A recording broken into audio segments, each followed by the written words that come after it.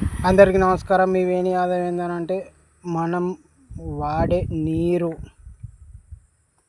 చాలా జాగ్రత్తగా వాడుకోవాలి. నీరు ఉన్నదని చెప్పని ఇష్టం వచ్చినట్టు వృధా చేయడం కరెక్ట్ కాదు. ఉన్నంతలో నీరును వాడుకోవాలి. మాట మనం జాగ్రత్తగా మాట్లాడాలి. ఎవరితోనైనా మాట్లాడేటప్పుడు ఆచితూచి మాట్లాడితే మనకు విలువ అన్నది ఉండదు.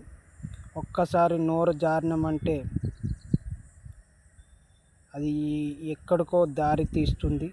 అందుకని ఎవరితోనైనా మాట్లాడేటప్పుడు చాలా జాగ్రత్తగా మాట్లాడాలి. ఇంకొకటి ముఖ్యంగా ఏందనంటే డబ్బు ఈరోజు లక్షలు కోట్లు ఉందని చెప్పని ఇష్టం వచ్చినట్టు ఖర్చు పెడితే రేపటి రోజున మనము